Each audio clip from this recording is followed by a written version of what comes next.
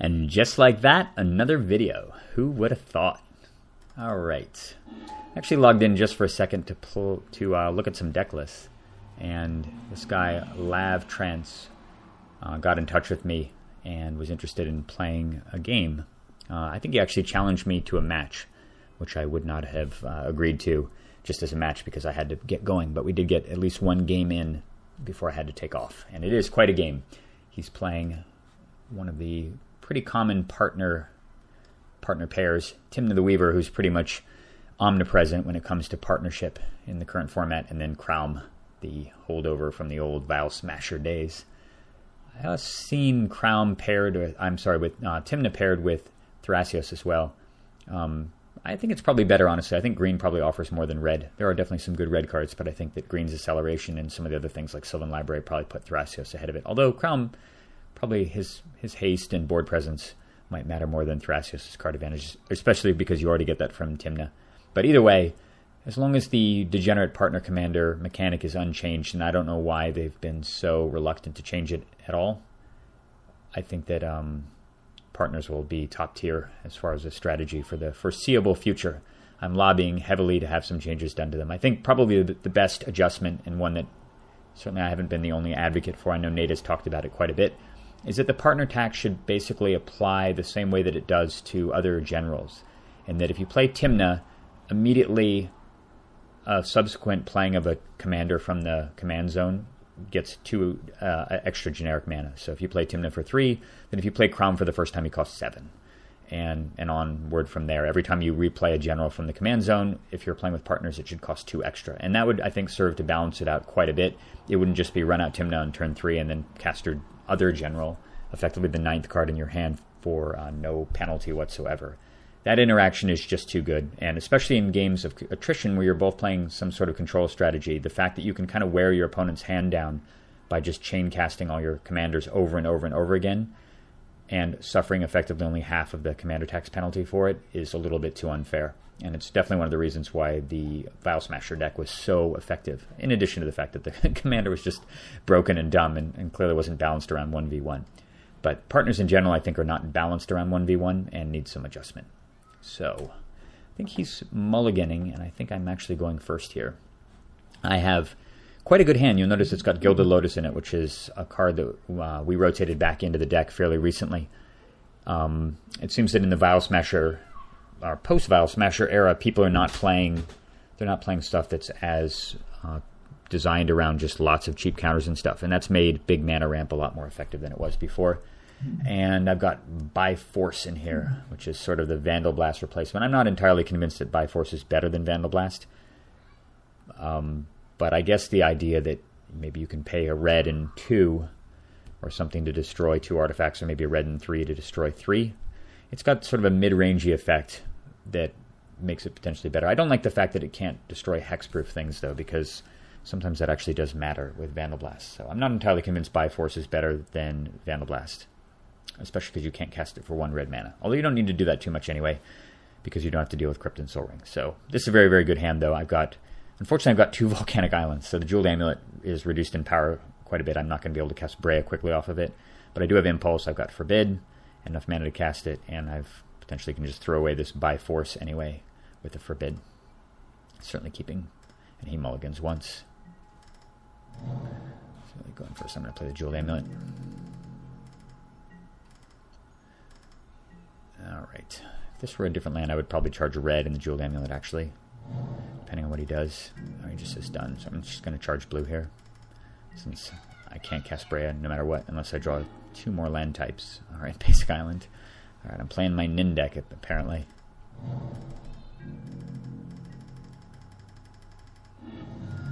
Alrighty. Nothing going on yet. I love having Jeweled Amulet, though, just the fact that it's extra fast mana that gets you kind of ahead of the curve.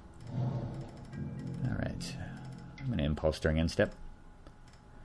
And he doesn't even pause at all when this goes off, which kind of makes me feel like he's either holding on to a good hard counter and he doesn't want to waste it on Impulse, or he doesn't even have one. There was no pause or anything. It was just sort of immediately click.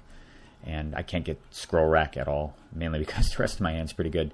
So it's just a matter of deciding between the 3 lands, and of course the Scalding Tarn is the most flexible of all those, so I'll pick that one up. Nice. Scrubland's really good there. So I'm going to play the Scrubland. And this is done actually to sort of threaten him that I might be able to play Breya on next turn, because my hand is kind of bad right now, and I don't really want him to be proactive. I want to borrow some more time. I'm certainly not going to be playing Breya next turn unless he taps out to cast Tymna or something. So playing the Scrubland here is an indicator to him. It's my way of saying, all right, dude, don't tap your mana on your turn because I'm going to play Breya next turn if you do. And that's actually kind of falls into my game plan because it's going to give me more time to develop. And actually, I think that if he tapped out and played Tymna, I would probably forbid it with buyback, and I would use the buy force and the steam vents, and then I would untap and play my Scalding Tarn and cast a Lotus and protect with forbid a second time. It just says done, so yeah, definitely nothing changing here. Another island. Well, that's certainly easy to throw away to forbid. It's a Badlands. Janky ass picture. What the hell is this thing anyway? Why is this Badlands? I don't understand. All right. Black Man and Duress. Ugh, that's gnarly. Especially because my hand is so terrible other than the forbid. I mean, the Lotus is good, but at the same time, it betrays a lot of information if I let him duress me. I really don't want him to know how weak my hand is here, and normally I would be very reluctant to counterspell duress at all if I didn't have anything that I felt was worth protecting. But in this case, I feel like I can veil important information by casting the forbid with buyback here.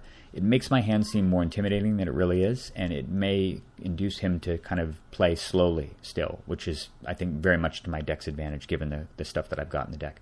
So with that in mind, I'm going to forbid with buyback, and I fully expect him to fight over it here. Actually, figuring that if he does counter back, well, he'll take Gilded Lotus, of course, and that's fine because I'll just play Breya, and we'll just go with the Breya plan from there.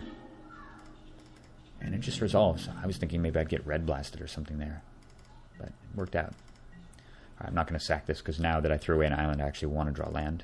And my deck promptly delivers a Verdant Catacombs. Unfortunately, I can't play the Lotus here, obviously, because if he counterspells, and he almost certainly would given the way that he's played so far, the follow-ups are nasty.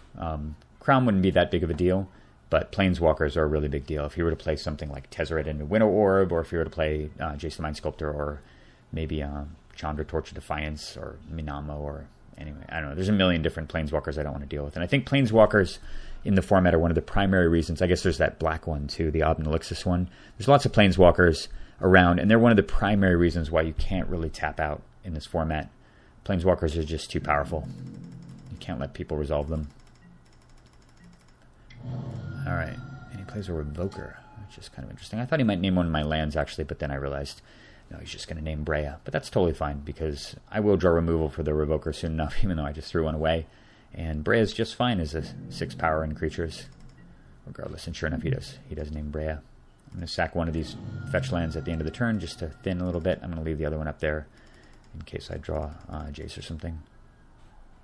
Oh, that was great. Okay. Well, I just jumped ahead a turn, and I top deck Palace Jailer, which is very interesting. And of course, I want to play the Palace Jailer. The problem is that if I do and he fights over it, I can't really counter back. And the reason is if I counter back, sure, that works out fine. I win the counter war, I destroy the Revoker, but he untaps and runs Kraum into my face, which steals the Monarch. And you cannot let your opponent become the Monarch ever, because if you're playing a control deck, it is extremely difficult to attack your opponent to get rid of the Monarch once they've got it. And with that in mind, I decided I'm just going to play Breya here instead. And I'm actually expecting him to either counter it or potentially let it go because he's got the Revoker. This is kind of a bait spell, and I'm prepared to cast it a little bit later down the road. And he just lets it go, which is fine, which is good. And then end step, he rattles off a Fact or Fiction. And with 3 cards in hand versus my 3, I cannot let him draw 3 at a minimum. And so I decided I'm just going to cast the hard cast Forbid, mainly because I really, really want Palace Jailer in general. I mean, Palace Jailer is going to be my solution to the Revoker, especially if he taps out to play Kraum, and it may wind up carrying the game later on down the road. The Lotus, kind of not as important, but is also a way to continue to chain cast Breya, so I could use it later. I'm just going to have to hard cast this. All right, and now I get wrecked. Dak Faden. Totally brutal. This is one of the worst case scenarios, is your opponent stealing Breya with Dak Faden. Now the one saving grace, of course, is the fact that his Revoker is actually shutting off my Breya, which means that he can't really take full advantage of the creature. He can't use it to sack, say, yeah, see, the effects are done at the same time, so we can't sack the Revoker and the Breya to do something cool, which is kind of handy, which will basically allow me to kill off the Dak Faden, at least with these Thopters. That's one of the reasons why Breya is so amazing. It's because even if they deal with the creature itself, you've got Thopters sticking around to meddle with Planeswalkers. All right, come on, deck. Need some defense. Marsh Flats. All right, well, there's a couple of different ways I could go about this. I have a long-term plan where I really need to Palace Jailer the Breya. I need to get it back to my side of the board because having some Thopters will give me some defense against his other creatures. The thing is, if I play Palace Jailer now, that's all well and good. He might even let it go, and I would get one card off the Monarch. The problem is that he will have the ability to cast multiple generals and potentially just run right over me and steal the Monarch. So with that in mind, I decide I'm going to play the Lotus here as a bit of a bluff, figuring he's only got 2 cards left in hand, and he's probably afraid of what the Lotus might represent, and I might be able to force a counterspell off of the Lotus. So that's my goal, hoping that he will hard counter the Gilded Lotus, and I'll be able to play Palace Jailer next turn. And he taps 2, and sure enough, he's got a leak. I've never been more happy to see a Gilded Lotus get mana leaked, and now, of course, I'm going to send one Thopter over here just to kill Dak Faden. Keeping the other one back just as potential defense. I don't intend to actually block with it, but this at least prevents him from attacking with the Revoker, probably. So he draws a Tundra, and there's Tymna. So he's got this double partner action going on. This is so abusive. Just ridiculous. So with the new rules change, Kraum would have cost 7 there instead of 5, which would have been a lot more fair. Because the fact that he can just deploy both of these guys for 8 mana like that, and just get 2 extra cards is just ridiculous. So I'm going to get smashed here for 8. I take it. And he draws a card too. His partners are degenerate. I'm going to sack that at the end of the turn and charge my Jeweled Amulet. Alright, this is looking really bleak. He's still got my Breya. And, yeah, I just need to draw some action. I think Deluge would certainly be good. But Deluge, even Toxic Deluge wouldn't even necessarily be that great. I would take 4 damage from it, which would drop me to 13. I would lose my Thopters, and then he would just replay Kraum and smash me in the face with it again, which would drop me to 9. Pretty bad. And I'd be a turn behind even replaying Breya. So I top deck a Stoic Rebuttal, which is kind of interesting. And now it's time, of course, to cast Palace Jailers. Now the question is, what do I kill? There's a lot of big problems out here. And I think the only thing that's really, honestly, presents a solution, at least in terms of long term, is just clogging the board, because I need to off Breya and then recast her next turn. It's really my only chance. Plus, it'll give me some blockers for to deal with the Tymna. All right, that's excellent. I do get an extra card off that, and fortunately, the way that these blocks line up, I can prevent him at least for a turn from getting, from doing anything, and also I can, yeah, more importantly, I can prevent him from stealing back the Monarch, or actually gaining control of the Monarch, which is extremely important if I'm going to have any long-term chance of winning this game. All right. So we go back to his turn. I get to draw a Mystical Tutor off the top. That is super, super good. All right, that presents a lot of good options. I now have the Deluge plan, and hopefully I can set him up for a Deluge if it comes down to that. All right, during upkeep, he Vampiric Tutors. And I basically, I rack my brain for what he could be getting with that, and I decide to just let it go. Given the fact that probably the only card that I'd really be afraid of would be the Cavern of Souls off the Vampiric Tutor. And, I don't know, I mean, he's got so much mana anyway, he can just recast his guys a billion times regardless, so there's no reason really to counter it. Plus it gets an important card out of his deck. And then he makes a huge, what I think is a huge mistake here. He attacks with all 3. I think this is a bad play. Mainly because this Revoker is going to be tamping down Breya for the foreseeable future, and I don't have any answer to it. But by running a Evoker into a Thopter, that's just bad. And Palace Jail obviously can trade here, and I can chump block here to prevent losing the Monarch. And I might actually be in decent shape, so that's how I line up the blocks. Kills off Tymna, and then he plays Winter Orb. Come on, man. You've got like Underground Sea and stuff in your deck. You got to at least spring for the proper picture. The bear. All right, so he casts Orb, and I think about this for a long time, mainly because I do have Mystical Tutor in my hand, and if I could Mystical Tutor to go get Swords to Plowshares or something, I can kill Kraum, and then counterspell it when he tries to replay it under the Orb, and I'll have Orb plus Monarch, and that seems really good, but again, it's the same principle of Orb is anti-card drawing, and if I'm riding the Monarch, and we're kind of in a state of parity, I'm not going to be able to take advantage of the extra cards if all my lands stay tapped most of the time, and I don't have any other really good artifact mana in play right now. So if I had had maybe a Signet or a Felwar Stone or something in play, I probably would have let this go. But given the circumstances, I feel that my best chances of winning the game in the long term is preventing this Orb from coming out. So I'm going to rebuttal it. And he might have a counterspell too, and I'll just deal with that the way I can, because I still have at least the ability to Mystical Tutor and Swords to Plowshares Kraum, especially if he taps out to counterspell back over the Winter Orb. He's going to be so slow, he's not going to be able to play Kraum for numerous turns, and I'll draw 2 or 3 extra cards off the Monarch during that span. So I'm going to counter it. And it works, and he plays just a land and replays Tymna. Nice. 5 mana Tymna that should be a lot more. It should be like 9, but whatever. Okay, I'm not going to tutor during the end step, mainly because there's nothing I could really get here. My only play right now is to just go get Breya and just hold the board down. And plus, I'd rather just top deck anyway here, get a land or something. I can't really foresee anything that would be better that I could also play along with the 6 mana Breya. And I draw a counterspell. Fantastic. That's about the perfect card. My deck definitely delivered some serious top deck stuff. My apologies, Lab Trance. All right, nice. All right, and no more Revoker, and I get another card. This is starting to look pretty good all of a sudden. 3 cards versus 0. Just a few turns ago, it looked so bleak. You remember the turn when he had 4 guys and hit me for 8, and I had basically nothing but 2 Thopters? Yeah. Pepperidge Farm remembers that. All right, let's see here. What's he going to draw? So he does the right thing, and he attacks with Kraum, and of course I have to block. So the question is, he's got 1 card in hand. He's already got both generals in play. I could just block with my Thopters and sack them both to off Kraum, and that's not too bad, except that he still has enough mana to replay it again, because of the broken mechanic. And with that in mind, I decide that the correct play here, especially because I've just drawn Scroll Rack, which doesn't do anything right now, because my hand is so tiny. I don't have land tax or anything, so Scroll Rack is just easy sack fodder. And I decide that it's better to just chump block 1 turn here with the Thopter to prevent losing the Monarch. Because as long as the Monarch is grinding away, I don't really think that he can beat me in the long game, unless he's able to get stuff going. He just says go. That's great. All right, still not going to tutor again, for the same reason as last turn, because I'm just going to play my Scroll Rack here and deal with Kraum and continue to ride the Monarch, and I get Muddle. Amazing. All right. I've got double counter spells, which is just great. I tapped my lands wrong here. This certainly should have tapped the scrub land, but whatever. All right, now we just say done. Draw another card off of the Monarch.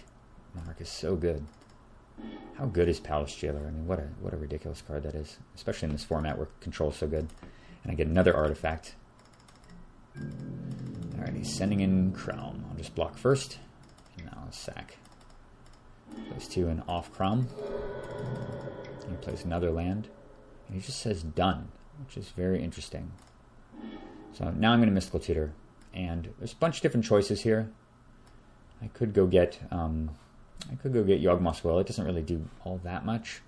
But I decide that the card to get now actually is Whir of Invention, because I want to, is Mystical Teachings, because Mystical Teachings will fetch Whir of Invention, as well as potentially some other great stuff like Fact or Fiction, or potentially Cryptic Command. I'm kind of in a good position where he only has 1 card, and he kind of has to press the board position anyway, because I have more counters than he has spells. And I feel that Mystical Teachings kind of makes the victory inevitable. Not for any spoilers or anything, but I feel like it's probably the best choice. And I have every intention to go get Whir of Invention, because Whir of Invention, by using Breya and the Jeweled Amulet potentially to cast it for cheaper, will allow me to get Veldic and Shackles. And Veldic and Shackles is a permanent solution to Kraum, as well as an outlet for actually beating him in the face. So I'm going to go get the Teachings. There it is right there, and I just say done. So it's looking quite solid now. I'll draw another card, and I get Swords to Plowshares. My apologies. The deck is just Vampiric Tutoring every turn. Alright, he's tapping a ton of mana here. He's tapping what should be an 11 mana Kraum. Instead, it's only, what is that? 3, 5. It's only 7. That's so ridiculous. Alright, maybe I don't feel that bad about swordsing it. Die. Gross. And he just plays another land. Yeah, if I were him, I'd be holding some of these lands. I think that playing lands right now and just letting me know he only has one business spell in hand is a little bit foolhardy. So I'm going to Mystical Teachings, and I'm going to go get the Whir. All right. Jace the Mind Sculptor. Continuing the Vampiric Tutor trend. All right, we definitely have entered the end game here. I'm going to play Jace. And I'm going to draw 3 off of it, because I don't fear the Tymna. I get Winter Orb and Umezawa's Jitte off of that, as well as a land. So I'm going to throw back, I think I throw back Dimmer Signet and the Winter Orb, especially because, I think I throw back Orb and Jitte, because I know that I'm going to be drawing a card off of I guess I threw the Signet back, because I'm going to be drawing an extra card off the Monarch. Yeah, the door is quickly closing here. Draw another card off the Monarch. He sacks his thing.